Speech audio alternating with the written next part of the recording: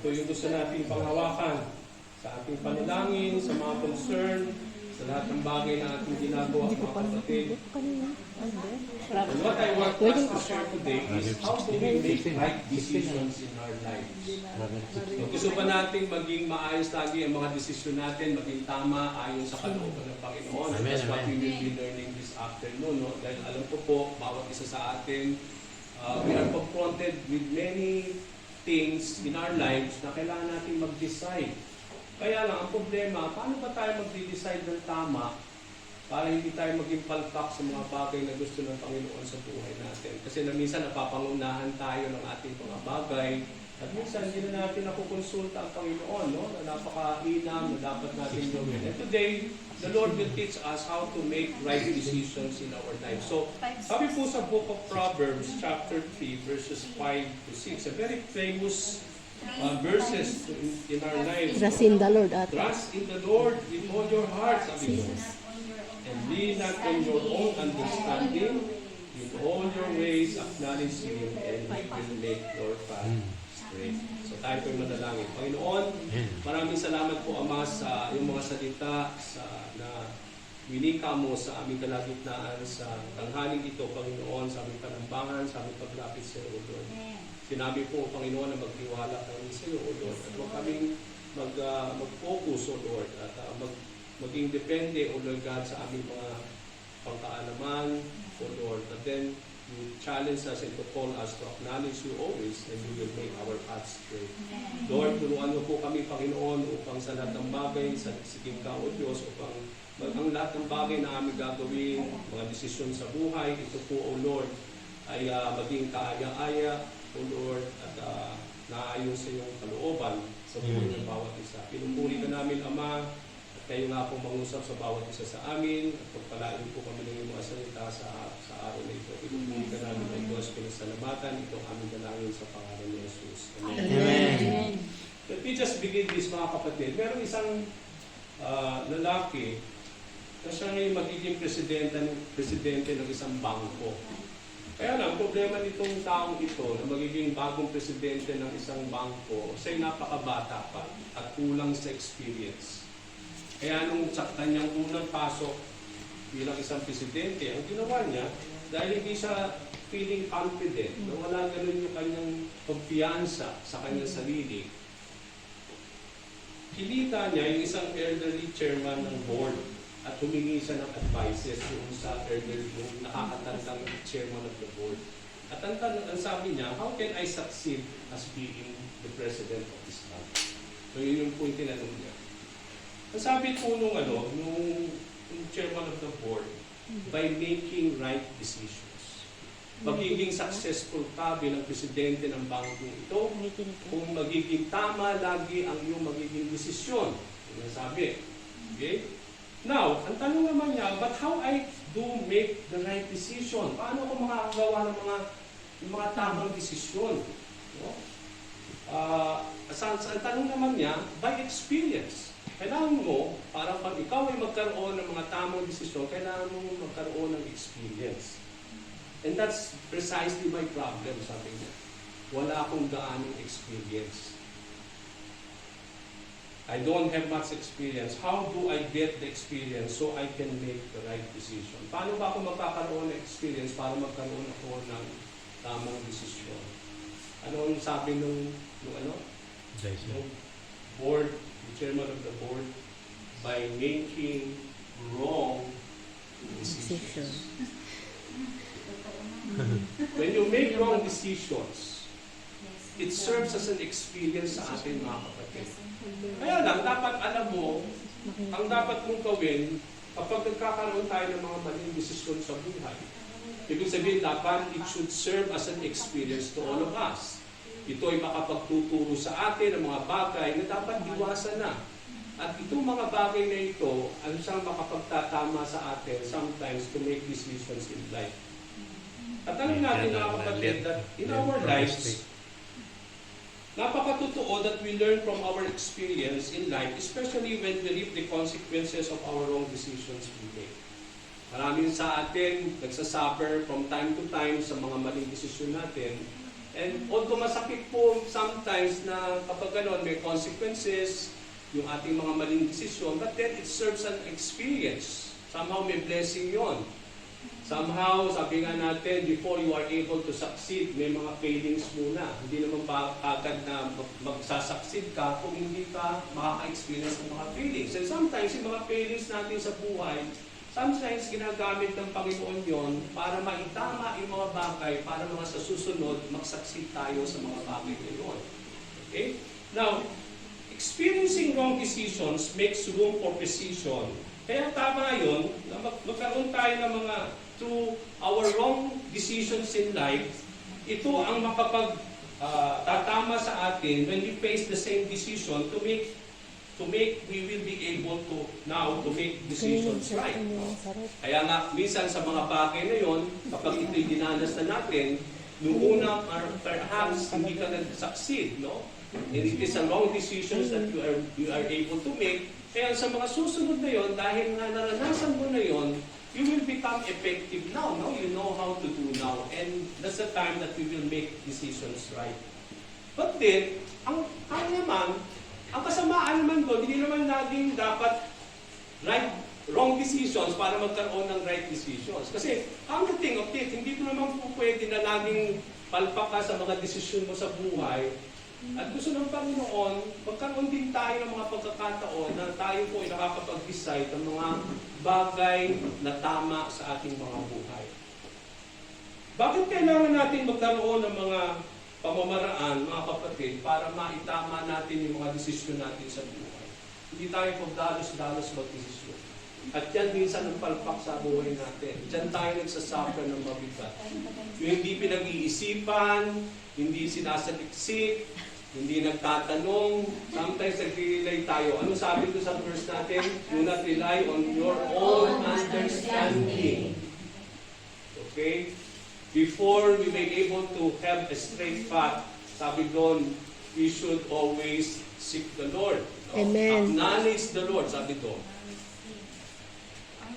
Now, all of us are confronted. Bakit kailangan natin matuto kung paano tayo gagawa ng mga tamang desisyon? Bakit? It's because we are all confronted every day, every minute ng mga choices na tayo kailangan nating mag-desisyon sa buhay. Tingnan niyo po, example, pagkagising pa rin niyo sa umaga, may choices na kayong i-decide eh. Babangon na ba ako o matutulog ba ako? Desisyon na yan. You have to decide whether you have to wake up or you have to stay longer. That's another thing to choose. Now, bumangon ka na. Okay, you get up. Okay, after taking a bath, ano mangyayari? You will make decision by choosing the clothes and shoes to wear. Mag-decide ka, ano bang kailangan kong suotin? Ito bang ito? Anong kulay? Magpapans pa ako? Mag-bibistika pa ako? Ngayon, ano bang shoes ko? So, mag-decide ka na naman. May mga decisions tayong gagawin. Simple lang ito mga kapatid. Simple lang ito, paumaraan na ito, nag-decide tayo. Paano naman kapag dumating na tayo dun sa mga malalaking bagay na kailangan natin talaga mag-decide? Nakukumpron tayo. Life is all about making quality decisions, mga kapatid. Gusto ng Panginoon sa bawat aspeto ng ating buhay, sa mga bagay na gusto nating gawin, gusto niya maging tama lahat yun. No, yun yung gusto ng Panginoon. Ngayon, ang tanong, but how do we make right and good decisions in life? Paano tayo makakagawa ng mga tama at mga mabuting desisyon sa buhay natin? What are certain truths, principles, na we need to have when facing right decision? At yun nga sinabi natin, trust in the Lord. Magtiwala tayo sa Panginoon Diyos with all our heart. Be not on your own understanding, in all your ways, submit to Him, and He will make your path straight. So the very first thing, so meron tayong mga point na gusto ko ibahagi sa inyo. And I pray na kapag ito'y natutunan natin, ma-practice, ito ang magiging susi upang makapag-desisyon tayo ng mga tama sa ating buhay. Gusto ng Panginoon i-limit yung mga palpak nating desisyon. Gusto natin itama yon sa kalooban ng ating Panginoon. The first thing that we need to know, if you want to have a good and right decision in your life, is that Making right decisions involve always asking God. Tinatanong ba natin muna ang Diyos kung magdi-decide tayo ng anumang bagay sa ating buhay? Sabi po ni Santiago sa James 1:5, if any of you lacks wisdom, he should ask God, who gives generously to all without finding fault, and it will be given to him. So right decisions making involve, if you want to make decisions that is right and good, it involves right wisdom. Okay? Now, you need to have right wisdom so that you are able to have right decisions in life. No? And there is no right and good wisdom other than the wisdom of the Lord. We don't have any wisdom on ourselves. Wala tayong kung ganong klaseng wisdom sa ating buhay. Kaya sabi dito sa Proverbs, do not lean on your understanding. Kasi limited yung ating understanding, limited po yung ating wisdom sa lahat ng maraming bagay. Okay? Maaaring sa isang aspect ng buhay mo, maaaring alam mo yon, pero hindi ito nagsasabi na sa lahat ng aspect, ganun ka. Okay, may mga areas na mahina tayo, may mga areas tayo na meron tayong alam doon, but then hindi nagsasabi noon na alam mo ang lahat ng bagay. So we lack wisdom in our lives. And why we lack wisdom, mga kapatid, is because we always fail to put into practice yung knowledge na itinuturo sa atin ng Panginoon. Bawat Bible study, bawat mga services, tinuturuan tayo ng Panginoon sa pamamagitan ng kanyang mga salita. Kaya lang, nagiging knowledge lang. Yung knowledge, magiging wisdom kapag ina-apply, pinamumuhay. Yun ang ibig sabihin nun.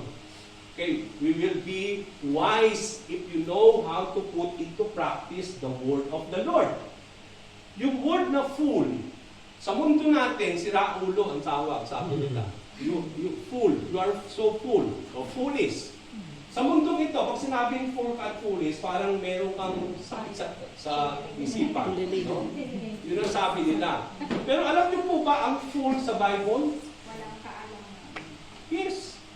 Hindi lang walang kaalaman, kundi kahit may alam ka, kung hindi mo naman pinapractice yung kaalaman mo, iyon ang fool sa Bible.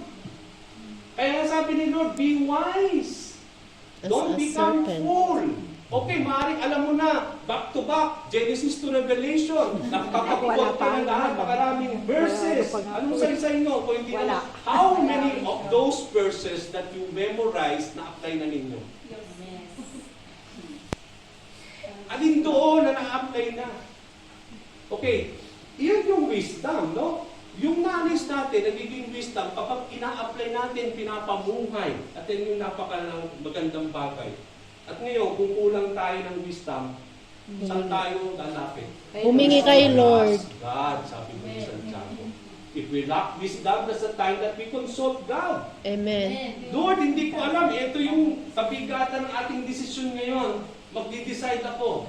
You said, don't lean on my understanding. That's the time that you ask God to guide you. Na talagang gabayan tayo ng Panginoon sa mga bagay. Lalo tipid sa lahat yung it is matter of life and death na mga decision. Sino nakaranas sa inyo ng mga ganong sitwasyon that it is life and death that we have to decide? And when you come to that area ng buhay mo, are you able to decide right? Kasi it's between life and death. Yung magiging decision mo is so crucial. Pwedeng mamatay. No? Paano kung tuntun tayo na tapat sa mga ganung bagay? And that's the time that we need to ask the Lord. God's knowledge is not limited. Tayo limited yung understanding natin, kaya hindi tayo talagang pwedeng mag-lean sa ating understanding. But the understanding and the wisdom of the Lord is so huge. Kaya nga sabi nga natin dun sa ating every Wednesday discipleship natin, di ba? Pinag-aaralan natin yung attributes of God, yung nature ni Lord, mga karakteristik niya, di ba? Natutunan natin that He is an all-knowing God. He knows everything. Every areas of our lives, He knows. And everything about anything, He knows it. At yun nga yung sinasabi ko sa inyo. Yung pong ating pong, gusto ko pong isingit dito, since we are talking about this, we want to maximize po yung ating pong discipleship training, mga kapatid. Huwag lang po tayong mag-concentrate at malimit lang sa mga mensahe na naririnig natin Friday and Sunday. Yung mensahe po natin every Friday and Sunday is, ang purpose nun is dahil nag-worship tayo kay God. It's a worship day. Diba? Worship service. Ibig sabihin, service yun to worship the Lord. And when we worship God, yun ang intention natin. Mag-worship tayo kay God. At kapag tayo nag-worship kay Lord, mga kapatid, expect that He will speak in return. At yun yung mga preaching natin. God is speaking unto you in that particular time. But it is not enough for us to live on the preaching every worship service. Kailangan natin may mga Bible study, may mga training tayo. Kaya nga gabi-gabi, meron kayo inyong Bible sharing. I-maximize din natin yung mga pagkakataon na yun. It is because doon tayo natututo ng gusto. Yung mga discipleship training natin every Wednesday, hindi po mabigat ito mga kapatid. Kung hindi pa kayo nakaka-attend, attend po kayo mga kapatid. Gusto natin i-maximize ito. Kasi Zoom lang naman. Mabigat ba yung nasa bahay ka, nasa silid mo, nakahiga ka? Hindi po mabigat yun. Every 9:30 po, here, ang entire hour time, and it is only 1.5 hours. Minsan, 1 hour and 15, kasi 15 minutes na uubos sa paghihintay sa lahat para mag-join. So what is 1 hour and 15 minutes? Matututo tayo na napakaraming bagay na sometimes hindi na ituturo sa basic natin. So join po kayo mga kapatid. No? Kapag every Wednesday po yan, by Zoom. Okay, so because God knows everything and His wisdom is so perfect, God has an expectation that we will always seek advice from Him in our decision making. Ine-expect ni Lord, dahil siya ang Diyos natin, siya yung ating Panginoon, ine-expect niya na sa bawat yugto at aspect ng ating buhay, kukonsultahin natin siya. Hindi po ba? Kaya nararapat lang yun. The Bible is full of stories of reaping consequences of making decisions without first consulting God. Siguro sa inyo, ilang beses na kayo dumanas ng mga bagay na hindi maganda dahil pakipak at hindi tayo nag-consult kay God. Sigurado maraming beses, mga kapatid, nangyari yan sa buhay natin. It's because hindi tayo nagsaliksik kay Lord. Hindi natin hiningi ang advice ni Lord. Hindi tayo nagsaliksik kay God para gabayan niya tayo. So the very first thing, if you want to really have a good and right decision in your life, in all aspect, sa lahat ng bagay, seek wisdom from the Lord. Ask Him so that you will be filled wisdom from God. So the first is ask God so that you will be receiving wisdom from Him. Pangalawa, not only you seek God so that you will be given wisdom. Pangalawa, it involves seeking advices. Sabi po sa Proverbs 11:14, for lack of guidance, a nation falls, but many advisors make victory sure. Kailangan meron kayong mga advisors sa buhay ninyo. It may be your spouse, yung asawa ninyo, or kaibigan na talagang malapit sa iyo. Yung inyong mga leader sa simbahan, no? You can seek advices from them. Mga pastor. No? Kasi sabi doon, when you have many advisors in your life, victory will become sure. Sabi po sa Proverbs 11:14. Okay? Plans fail for lack of counsel. Sabi doon sa Proverbs 15:22, but with many advisors, they succeed. Yung mga plano natin, hindi lang natin discuss din natin for some counseling and for some advices para magkabayan tayo ng mga bagay, mga tao na malapit sa atin, lalo tigit sa lahat yung mga kapatiran sa Diyos at mga namumuno sa iglesia, ito yung makapaggagabay sa atin upang tulungan tayo na maitama yung ating mga gustong gawin sa ating buhay. So making right decisions involves not only asking the Lord, but also seek advice from counselors. Making major decision requires greater advices. But there are extremes of seeking advices. Some people come for advices with mind already made up. Ito ang problema. Okay, lalapit nga ako kay pastor, pero made up na yung mind mo. Ibig sabihin, kahit ano yung sabihin ng pastor, wala na natin. Block na. Yun ang mahirap. Sarado na yung isip mo. Hindi pa pwedeng ganon, mga kapatid. Bakit nagsik ka pa ng advice? Hindi mo naman pala i-consider, sarado na pala yung isip mo. Pag ganon, hindi maganda yun. Palpak na naman niya, sigurado. Okay. Mas maganda kasi, nababalanse yung ating isipan. Okay, meron kang sarili mong kaisipan na eto ang tingin mo. Kailangan marinig mo rin sa iba para mabalanse yun. At yun yung magiging. Ang dating, kung anong kinonsulta mo, yun din pala yung sinasabi sa isip mo. Then, nakumpir mo na. Di ba ba? But it may be somehow na iba naman yung sinasabi niya. Napakaganda rin na i-balance, i-consider din yung sinasabi. But the end of the day, ikaw pa rin ang magdidesisyon. Kaya nga sabi ko nga, whether you sundin mo yung puso mo o yung sinasabi ng Panginoon sa iyo o yung mga advices ng tao, at the end of the day, ikaw pa rin naman ang mag-decide at anong magiging decision mo, you are ready to face consequences of it. Okay, so yung po yung magiging ano dyan. So, what are the principles of seeking advices to others? Ngayon, hindi naman yung pupunta ka kagad sa isang tao na hindi naman talaga siya able to give counsel. So if you want to receive advices from other people, ano yung mga dapat na qualities nito mga tao na inyo na hihingan ninyo ng advice? Okay, hindi pwedeng lahat hihingan mo ng advice. Na tingin mo naman, hindi talaga qualified to give you advice. Okay, now, ano yun? Seek advice from godly, unang-unang qualification, if you want advices from people, godly counselors. Okay? If married couple is experiencing rough times in their marriage relationship, okay, mag-asawa kayo, nagkakaroon kayo ng problema sa mag-asawa. Kayo mag-asawa, awayan, bangayan, so may problema yung pag-asawa ninyo, kayo nyo kayo lalapit. Doon sa bagong kasal? Hindi, di ba? O kaya yung magulo rin ang buhay, o hiwalay sa asawa, doon ka ba ng advice? Hindi. Kung nakikita mo matagal na sa pamumuhay, tama yung kanilang buhay, nandun na kahit matatanda na sila, nagsasama, nandun yung talagang napaganda ang kanilang pagsasama, doon tayo lalapit, hindi po ba? So merong mga qualities, hindi basta-basta tayo lalapit for advices. Okay, so we don't go to someone who's been, sabi nga natin, kung ikaw may problema sa finances mo, how to manage finances, pupunta ka sa maraming utang din na hindi mo i-manage yung kanya.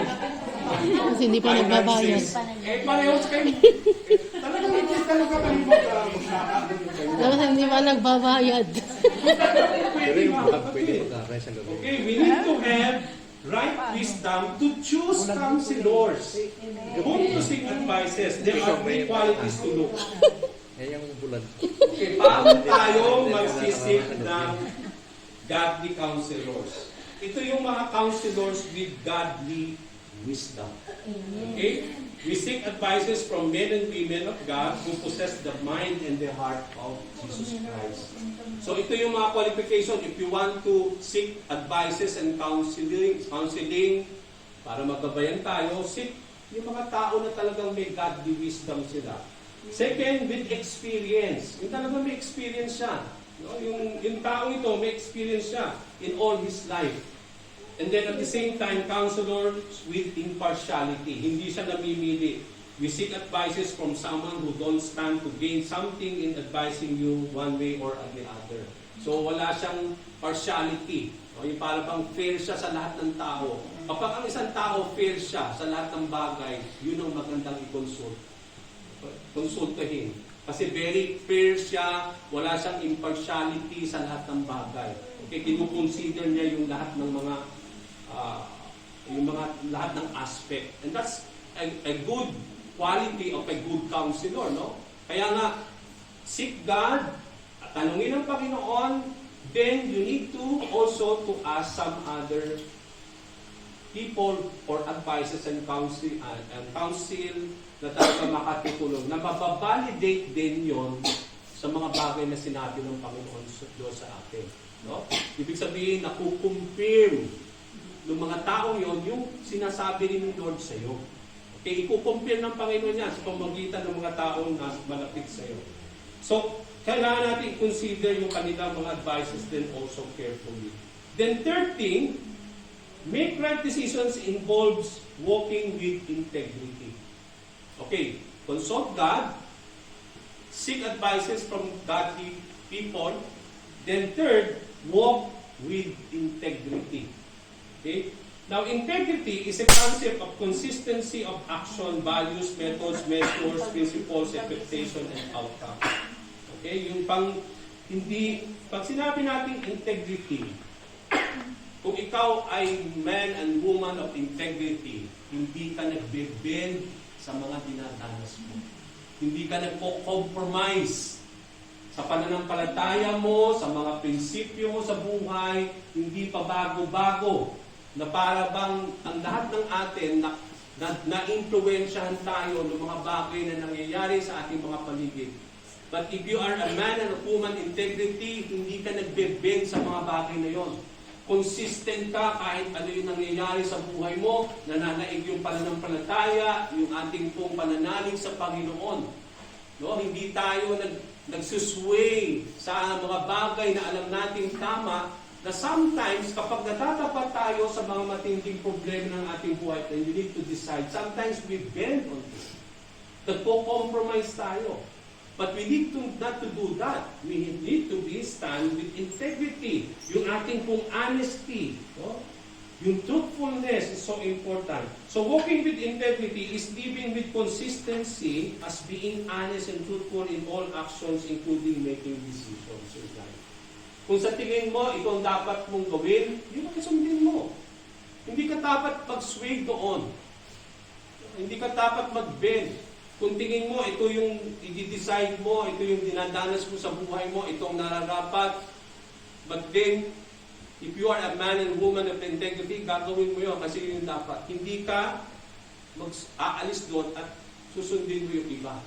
Because sometimes in our lives, mga kapatid, ang hirap talaga gumawa ng tamang desisyon kasi madadama ninyo talaga yung bigat ng mga bagay na dinadanas natin. And sometimes, doon nga yung crucial. Ang hirap manampalataya, ang hirap panghawakan ng mga pangako ng Panginoon Diyos, kitang-kita yung problema mo. At ang solusyon is that instead of doing those things, may plan B ka ngayon. Natingin mo, ito ang dapat gawin. Babaling tayo. We will become inconsistent of what we need to do. So, dito nakikita natin mga kapatid, how do we know that our course of action in making decisions has integrity? We need to ask ourselves with certain questions. Para makatama tayo ng tamang desisyon sa buhay, ito yung mga questions na gagabay sa atin, mga kapatid. Number 1, is it right to do? Pag ginawa ko ba ito ang tama? Doon pa lang ma-strain na yung mga options mo Kunyari, ABC, ito yung pinipilian mo. Alin dito sa ABCD, ang tama. Sigurado, yung iba niyan hindi tama Mapipilter mo na kaagad kung ano yung mga choices mo, kung ano yung tama. Okay, so doon pa lang sa question, is it right to do? Na-filter na. Pangalawa, isa lang mo ulit. Is it good for others or just good for me? Ito ba ikabubuti rin ng pamilya ko o yun lang ikabubuti mo? O ikabubuti din ng lahat ng tao? Pangatlo, how it will affect others. Pag ginawa ko ba ito, ano maging epekto nito sa pamilya ko? Sa mga tao na sa paligid sa akin. Anong dating nito pag itong ginawa ko? Okay? Now, Is this what the Scripture says? Ito ba ang sinasabi ng banal na kasulatan? Okay? So dito, napipilter natin yung mga dapat i-choose o yung mga choices natin. Sometimes napipilter kung ilalagay natin sa mga ganitong bagay. And then last thing is that, will God be pleased? Kapag ginawa ko ba ito, manulugod ang Diyos? Pag sinabing hindi na yun talaga ang kailangan mong gawin. Huwag mo nang ipilit. Kung tingin mo, hindi yun ayon sa salita, hindi malulugod si Lord, ikasasama ng tao, ng mga pamilya mo, sigurado hindi talaga yun ang tamang gawin. Okay? Alam mo na kagad Kaya lang, ang mahirap patigas ang ulo. Ipipilit pa rin, kasi yun ang gusto. Yun ang problema natin mga kapatid Nasa atin din ang problema. Kaya nagiging Pilipit. O yung very stubborn tayo, matigas ang puso natin. So, but we cannot make right decisions kung laging pairalin mo yung kung ano yung gusto mo. Kaya nga, do not lean on your own understanding lang, mga kapatid. Balancing natin. Okay, now, last, before I end, make right decisions, okay? Seeking God, asking God, seek godly counselor, stand with integrity. Hindi ka nagsisway. Gawin mo talaga kung ano yung tama. Okay? And then, 4, it involves the will of the Lord, or involves God's will. Sabi sa Matthew 26:39, di ba alam natin ng Panginoon when the time that He will suffer and die on the cross. Sabi ng Panginoon Jesucristo sa kanyang Ama, yet not my will, but yours be done. Lord, when you seek God in His counsel, Lord, I know ano yung gusto kong gawin dito. Ito yung gusto kong gawin. But not mine, Lord, but yours be done. Ito yung plano mo, sinasabit mo kay God. Okay, yung para bang, okay, may plano ka na, but you still consult, Lord, not my will, although this is my plan, but yours. Let your plan be against this plan. So sinasabit pa rin natin. Okay, so that's very important.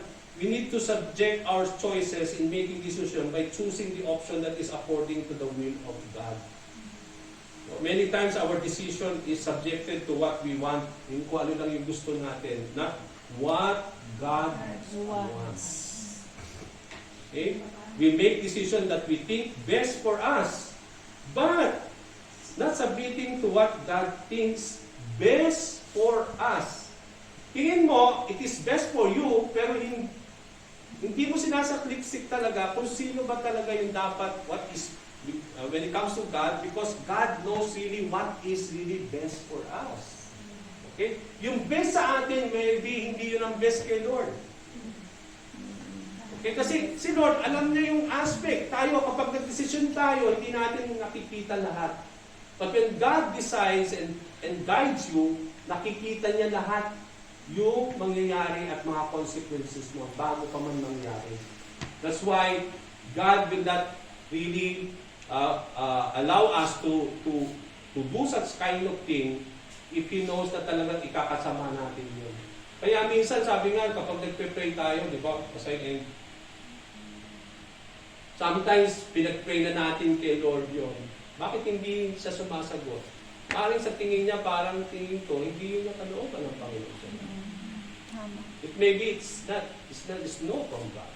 So, wag na natin ipilit yun kasi God knows what is best for us. So, how do we find God's will? Para makita ang kalooban niya, yun na yun tayo. We need to search the Bible.